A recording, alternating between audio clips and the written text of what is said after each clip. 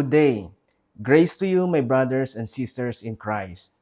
Today, we will talk about the fourth book from our DNA 12 material, the Gospel and Kingdom. This book gives us a lot of attention how to read, interpret, understand, and teach the Old Testament. The book tries to clear up our confusion about the Old Testament and encourage us to use it as it was meant to be used, pointing forward to Christ at every turn. And today, we'll talk about the chapter 1, Why Read the Old Testament? I have a question. Why bother with the Old Testament? And let's be honest. When you pick up your Bible, do you sometimes skip straight to Matthew? The Old Testament can feel, well, it's old, it's distant, and it's confusing. So why should we, as Christians today, even bother with it? The book Gospel and Kingdom will start answering this crucial question. Why read the Old Testament? And the answer might transform your entire Bible reading experience. You know, the New Testament is incomplete without the Old Testament. We cannot fully understand the New Testament without the Old. Think of it like this. It's like a massive, epic Netflix movie series. Would you jump straight into the final movie without watching any of the prequels? You'd miss so much context, so many character developments, and so many crucial plot points. The Old Testament lays the theological, historical, and cultural foundation for everything that happens in the New Testament.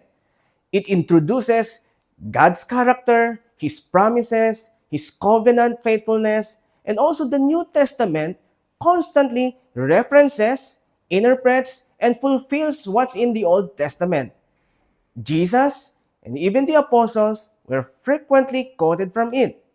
They didn't see that it was irrelevant. They saw as their scripture pointing directly to Christ.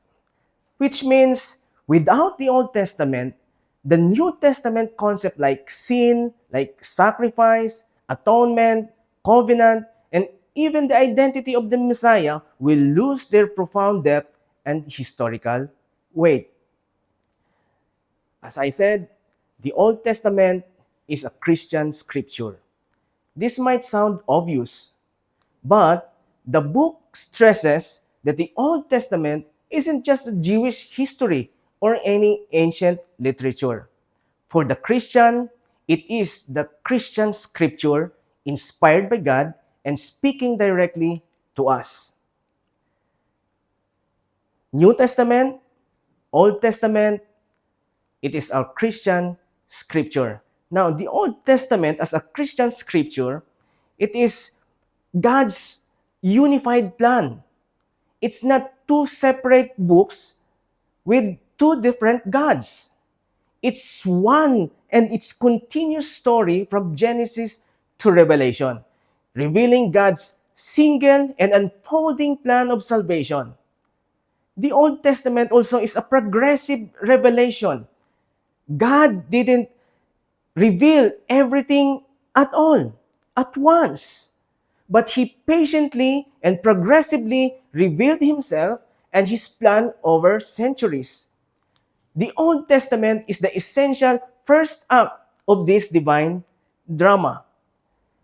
And this story culminates in Jesus. Jesus Himself affirmed that the Old Testament states and pointed towards Him in Luke chapter 24, verse 27 and verse 44. Now, if the early church used the Old Testament to preach the gospel, so if it was essential for them, it's essential for us. Perhaps the most transformative reason the book gives for reading the Old Testament is this. The gospel of Jesus Christ is not just the New Testament, it's the driving force and the ultimate message of the entire Old Testament. It means the gospel is everywhere. It is not just a moral stories. The author of the book warns us against reading the Old Testament simply for moral lessons. For example, be brave like David or be patient like Job. While there are moral implications, that's not the primary purpose. Instead, the Old Testament consistently points forward to Christ through promises, types, prophecies, and patterns. From the promises, for example, like the promise of the Redeemer in Genesis chapter 3, it points forward to Christ.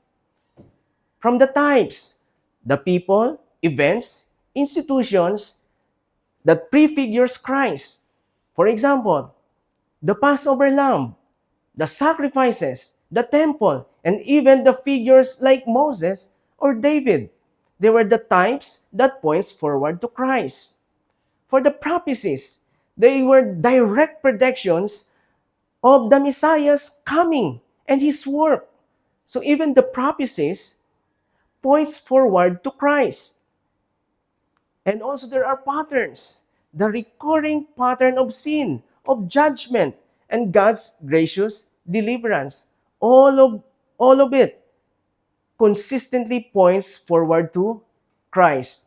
Every story, every law, every prophecy finds its ultimate meaning and fulfillment in Jesus.